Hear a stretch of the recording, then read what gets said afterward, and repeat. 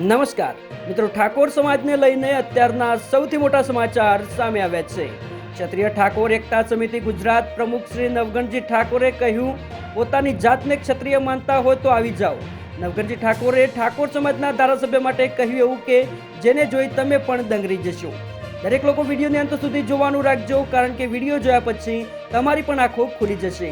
તો ચાલો સાંભળીએ શું કહી રહ્યા છે નવગણજી ઠાકોર.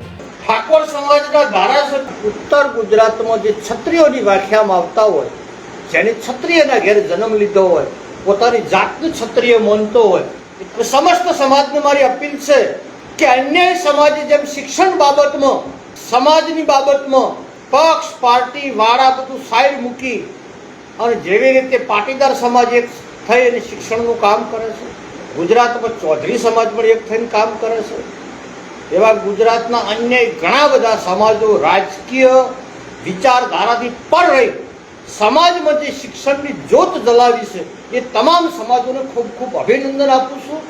અને આપણે કોઈની અદેખાઈ કે ઈર્ષા કર્યા સિવાય આપણે આપણા વિઝનને આગળ ધપાવવા. સદારામ સેવા સમિતિ ગુજરાત દ્વારા ભવ્ય હાઈટેક લાઇબ્રેરી શરૂ થઈ ગઈ, ભાડાની હોસ્ટેલ પણ ચાલુ થઈ ગઈ અને આપણી પોતાની માલિકીની જમીનમાં સદારામ સેવા સમિતિ ગુજરાતની માલિકીની જગ્યામાં ભવ્ય હોસ્ટેલના નિર્માણ માટે રથની શરૂઆત થાય. આપ સૌ પધારવા હાર્દિક આમંત્રણ આપું. વિશેષમાં ઠાકોર સમાજના કોંગ્રેસ, ભાજપ કે આમ આદમી પાર્ટી કે ગુજરાતની કોઈ પણ પાર્ટીની વિચારધારા સાથે જોડાયેલા સમાજના તમામ વડીલો, આગેવાનો, મારા એવા દોસ્તો, માતાઓ અને બહેનોને ફક્ત શિક્ષણના કાર્યમાં એક થવા માટે હું વિનંતી કરું. ઠાકોર સમાજના ધારાસભ્યો હોય, કોંગ્રેસના હોય કે ભાજપના હોય, ઠાકોર સમાજના સંસદ હોય, કોંગ્રેસના હોય કે ભાજપના હોય, પૂર્વ હોય કે ચાલુ હોય, તમામને પણ હું વિનંતી કરું છું કે જેમ અન્ય સમાજના આગેવાનો એક સ્ટેજ ઉપર બેસી અને દીકરા દીકરીઓની શિક્ષણની ચિંતા કરે છે, એ જ રીતે આપણે બધા એક જગ્યાએ ભેગા થઈ એક વિચારધારા સાથે જોડાઈ અને ઠાકોર સમાજની પ્રગતિના પંથે લઈ જવા માટે રાજકીય વિચારધારા સાઈડ કરીને સદારામ સેવા સમિતિ ગુજરાતની વિચારધારા એક જ છે.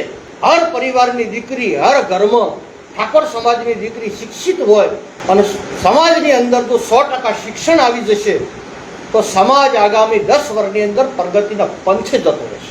આ શિક્ષણ કાર્યને આગળ ધપાવવા માટે સમસ્ત સમાજને હવે એક થવું પડશે. સમાજનો વિકાસ કરવા માટે રાજકીય ધારાથી પર રહી એક જ લક્ષ્ય રાખીને હું નથી ભણ્યો, મારા પરિવારમાં નથી ભણ્યો, પણ હું મારી દીકરીને 100% ભણાવીશ અને એને ઉચ્ચ શિક્ષણ અપાવીશ, એ વિચારધારા સાથે અમે ગામે ગામ રથ ફરીને અપીલ કરવાના છે. સૌથી પહેલી અમારી અપીલ કે ઠાકોર સમાજ જોડે વચન માગીશું કે તમે તમારી દીકરીને ઓછામાં ઓછું ગ્રેજ્યુએટ સુધીનું શિક્ષણ આપજો.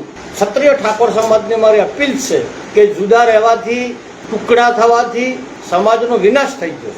એટલે બધું સાઈડમાં મૂકી ઉત્તર ગુજરાતમાં જે ક્ષત્રિયોની વ્યાખ્યામાં આવતા હોય, જેને ક્ષત્રિયના ઘેર જન્મ લીધો હોય, પોતાની જાતને ક્ષત્રિય માનતો હોય, એ તમામ ક્ષત્રિયો બધા એક થઈ જાઓ અને આપણે હળી મળી અને સમસ્ત ક્ષત્રિય સમાજ એક થઈ અને વિશ્વમાં ના હોય પાટણમાં દીકરીઓ માટે હોસ્ટેલનું નિર્માણ કરીએ.